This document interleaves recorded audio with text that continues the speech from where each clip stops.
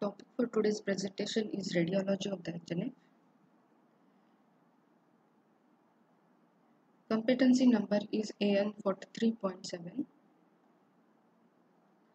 Objectives of today's lecture: you have to identify the anatomical structures in plain X-ray skull AP view,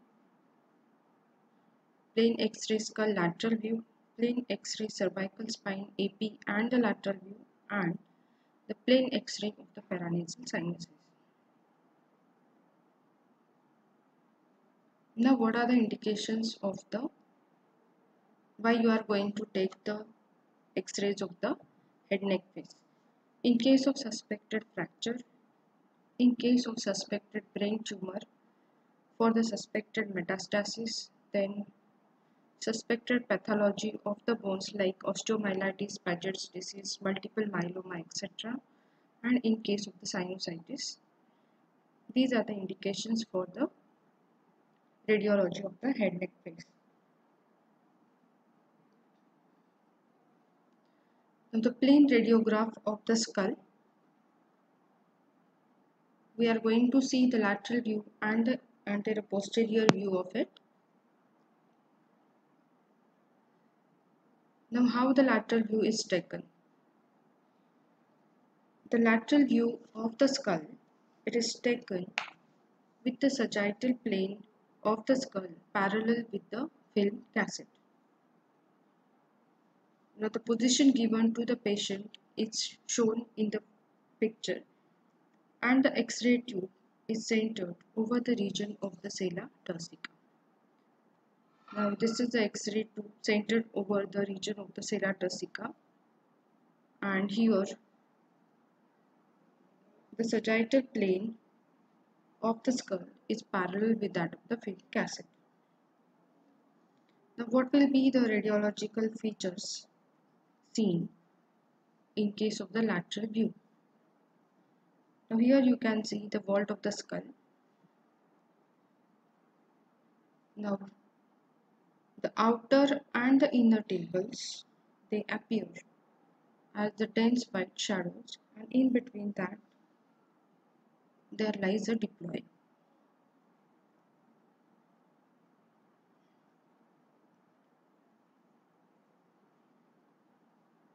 The bones seen are the frontal bone, parietal bone, and the occipital bone. Occipital, and this is the temporal bone. Then the sphenoid,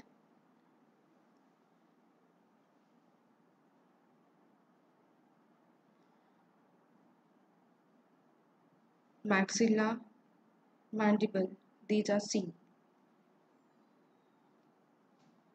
Now the orbits, this is the orbital roof.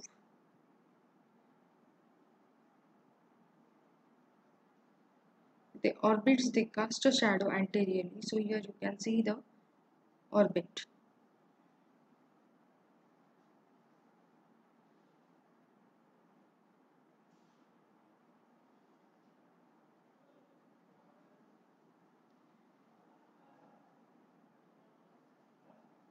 This is the roof of the orbital plate.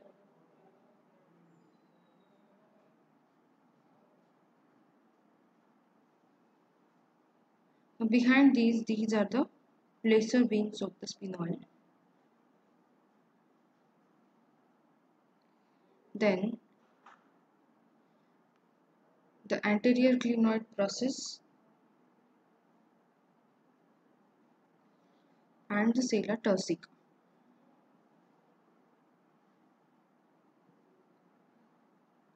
Now behind the sella turcica, here lies the posterior clinoid process.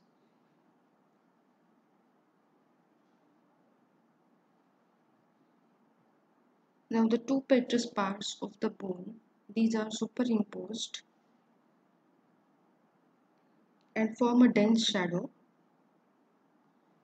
between the middle and the posterior cranial fossa.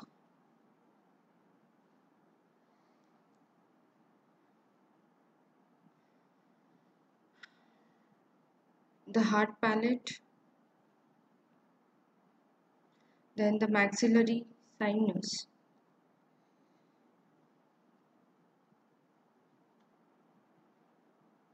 The upper and the lower teeth. The ramus of the mandible. These are seen.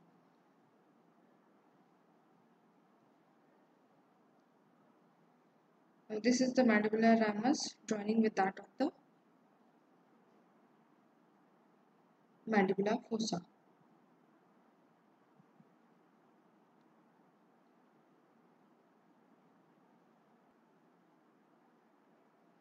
The sutures seen here are the coronal suture. This extends as a zigzag structure from the vertex for a variable distance. The lambdoid suture, this is extending downwards and forwards from posterior part of the vault of the skull to the petrous temporal bone. Now this will be the lambdoid suture. Moving on to the cranial fossae. The anterior cranial fossa, a distinct white line which is extending downwards and backwards.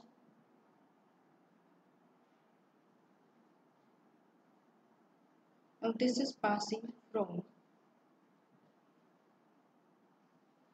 near the base of frontal sinus to the anterior clinoid process. Now here you can see this is the orbital plate. This is anterior clinoid process. This is the sella turcica and this is the posterior clinoid process.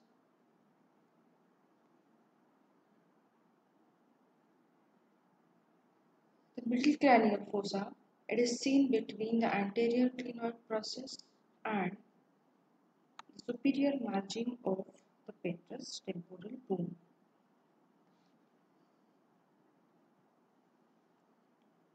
So this is the day shadow because of the petrous temporal.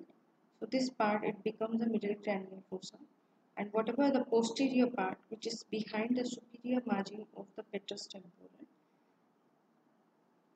that is forming the posterior cranial fossa. Now the air sinus is seen are the frontal sinus. This is lying anteriorly, appears as a triangular translucent shadow. Then the maxillary air sinus, this is seen below the orbit as a translucent area in the maxilla. And the sphenoidal sinus, it is seen below the hypophyseal fossa. The mastoid air cells, this is appearing as a honeycomb translucent shadows lying behind the ring of the external auditory meatus. So this is the external auditory meatus and this is the mastoid air cells.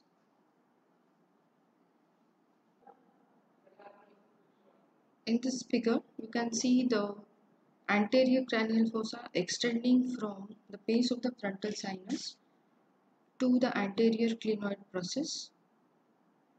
Then the middle cranial fossa from the anterior clinoid process to the superior margin of the petrous temporal, and the posterior cranial fossa, it is seen behind the superior margin of the petrous temporal bone. Now here the vascular markings are also seen. Now nearer to the coronal suture, these are nothing but the anterior and the posterior branches of the middle meningeal artery.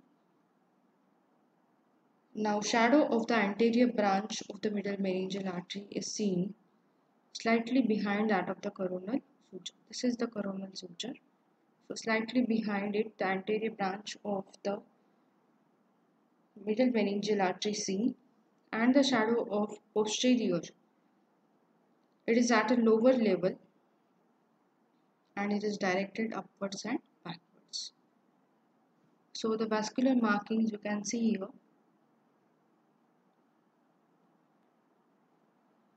Sometimes a shadow of the transverse sinus is seen from the internal occipital protuberance to the petrous part of the temporal bone, and this is a curved dark shadow that will be present with convexity upwards. So from here to here it will be present, shadow of the transverse sinus. Now the shadows of the diploic veins, these are more prominent in cases of the intracranial tension. They are variable in size, shape and number.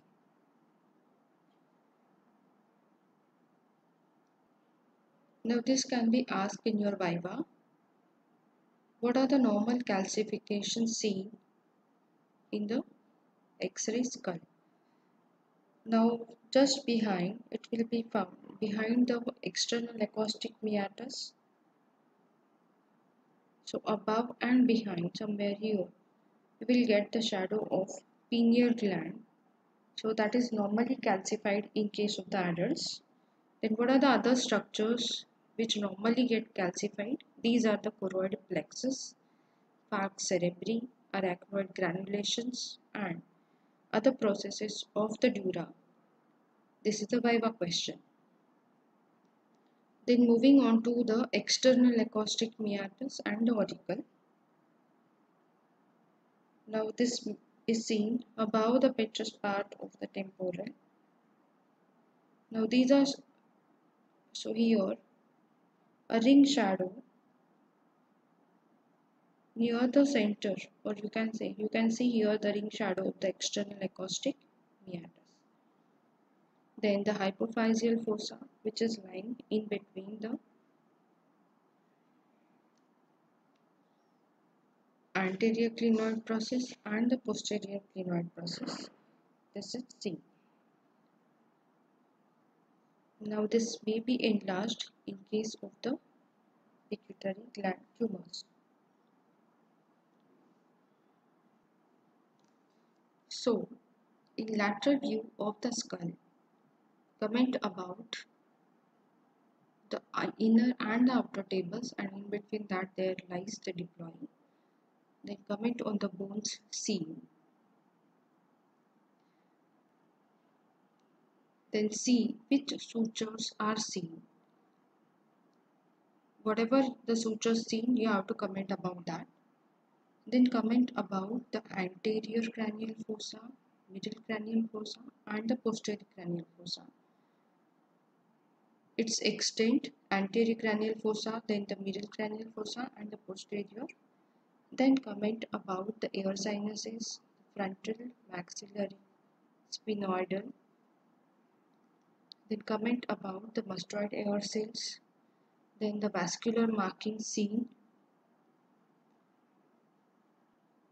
If you are seeing the transverse sinus, then comment about that. Then the calcifications, normal calcifications seen, the auricle and the external acoustic meatus and the hypophyseal fossa. So this is the lateral view of the skull.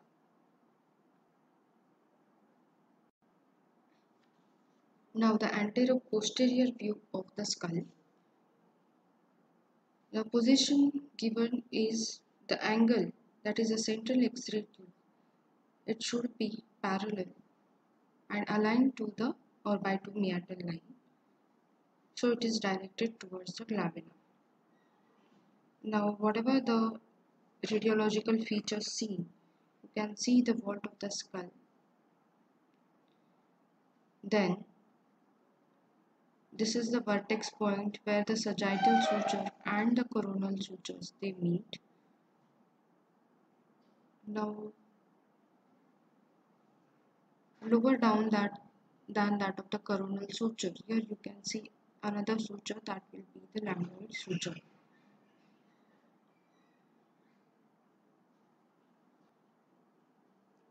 Now the orbit is seen. Now in between the orbit, the white lines are seen.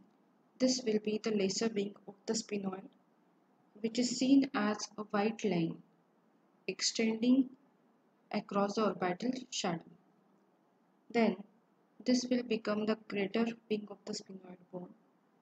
Now its lateral edge, this is represented by again a white line which descends from lateral part of the line extending, representing the laser wing. Now this is descending downwards and medially across the lateral third of the orbit. Now the maxillary sinus is seen, which is lying adjacent to that of the inferior margin of the orbit, and the petrous temporal shadow is superimposed on it. Then the nasal fossa is seen.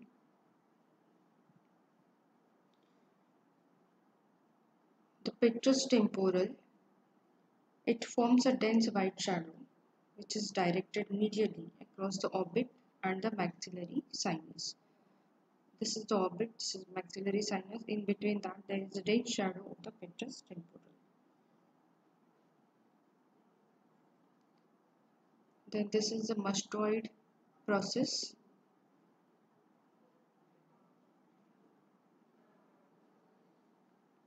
So in the AP view, comment about the inner and the outer tables, then the sutures, which bones you are seeing, which air sinuses are seen, that you have to comment.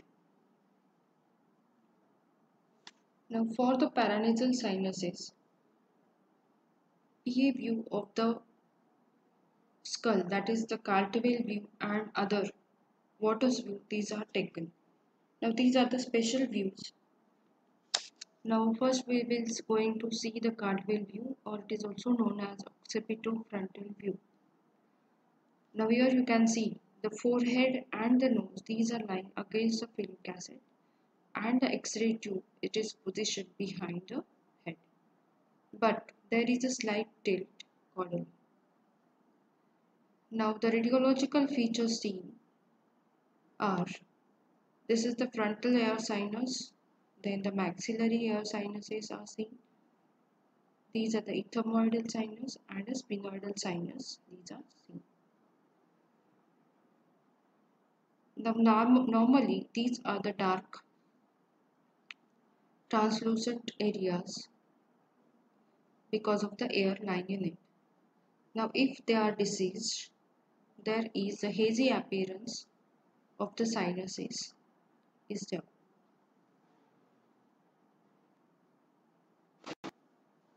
Now the next view for the paranasal sinuses, that is the Waters view, also known as occipitomental view. Position given is head is extended and chin is touching to the plate and the nose is raised from the plate. X-rays, these are passed from the posterior side.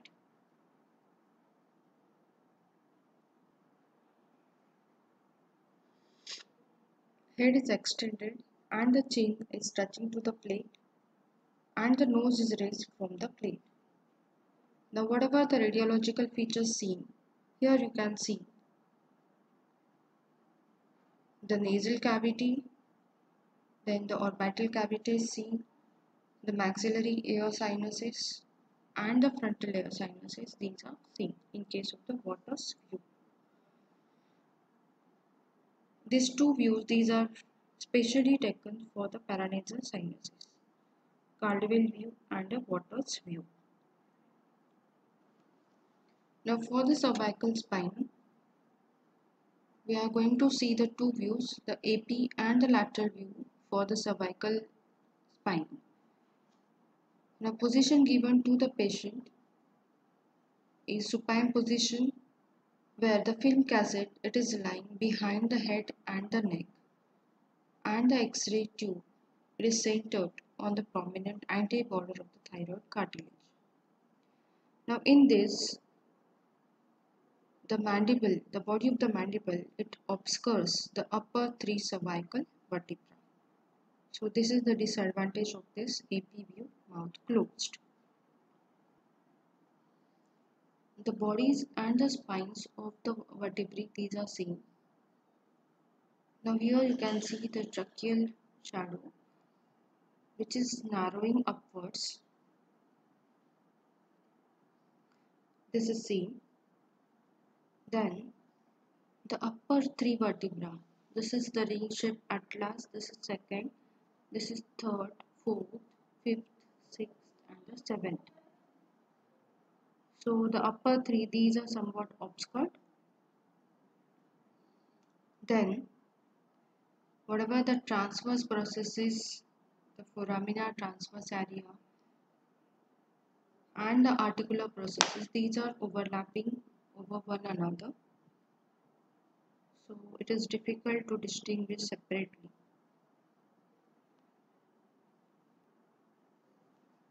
Now here the transverse process of the C7, this is directed downwards and laterally, in contrast to that of the transverse process of the first thoracic vertebra. Now this is inclined upwards and laterally. Okay. So this distinction is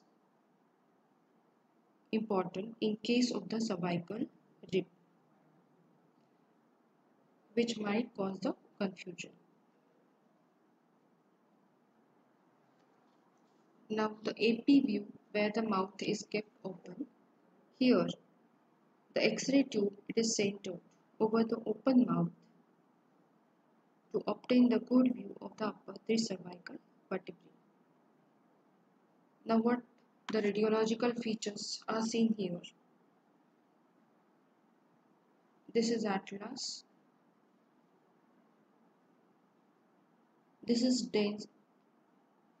Then the articulation between the atlantoaxial is seen. The odontoid process is seen,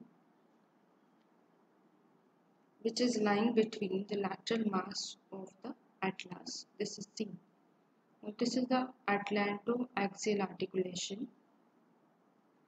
This is the occipital base.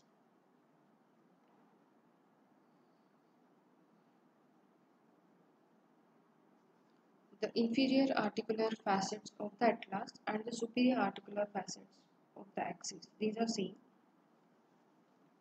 Now the axes are the body, lamina, and the transverse processes. These are the seen. Then the lateral view of the cervical spine. Position given the film cassette. This is placed at the side of the neck in the parasagittal plane. The shoulders, these are lowered as much as possible so that the seventh spine is not obscured. And the X-ray tube, it is directed at the side of the neck at right angles to the long axis of the vertebral column and the film.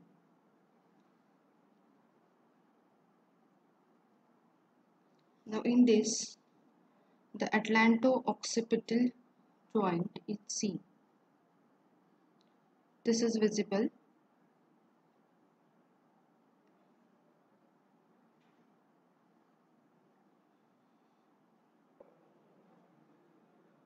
The anterior and the posterior arch of the atlas, these are seen. Then this is the body of the axis, dense. The odontoid process of the axis is seen. Then the bodies of the vertebrae, these are seen. Then in between that vertebrae, the intervertebral disc spaces are seen. Then these are the articular processes. The spinous processes, these are seen. And the spine of the seventh cervical, which is a longest one, this is seen.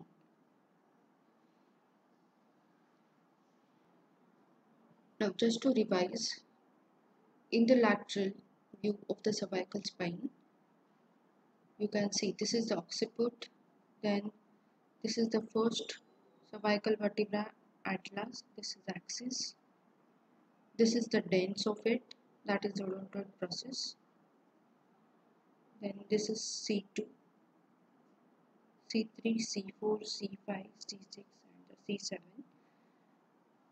These are the articular processes of it. Then these are the spinous processes of it. Now anteriorly, in front of the bodies of the vertebrae, you can see a soft tissue shadow. That is because of the prevertebral soft tissue.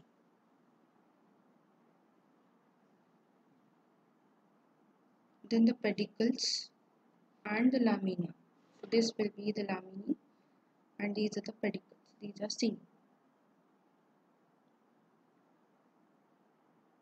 As you comment on the cervical spine, then the other skull bone seen that you can comment. Moving on to the newer modality, that is the CT scan study. Now as the CNS is not over, we will see only the CT taken for the paranasal sinuses. Now the coronal section is taken for the paranasal sinuses. In case of the CT, there is different slices are taken at different levels, then they join and you can see the cross section of the organ. Then in case of the paranasal sinuses, the coronal section is taken. Now here you can see the details of the nasal cavity, where you can see this is the nasal septum. Now this is nasal cavity. The different sinuses seen are, these are the ethmoidal sinuses. As you all know, the anterior, middle and the posterior ethmoidal sinuses are there. Then this is the maxillary sinus. Then you can see here the different conchi. This is the inferior conchi and the space beneath it, this will be the inferior meatus. Then this will be the middle concha and the space beneath it will be the middle meatus. This is the frontal lobe. This is the orbital cavity.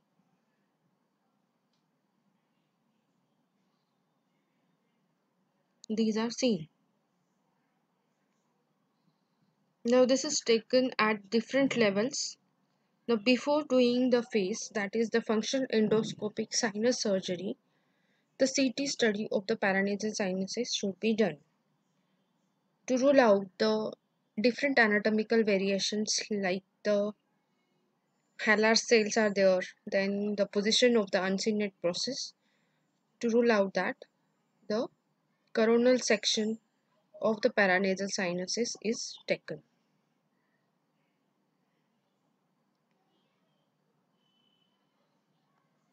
Now just to summarize, we had seen the lateral and the AP view of the skull X-ray.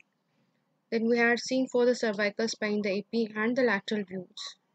We had seen the Caldwell's view and the Waters view for the paranasal sinuses, and the newer modality, that is the CT study for the paranasal sinuses, are seen. Thank you.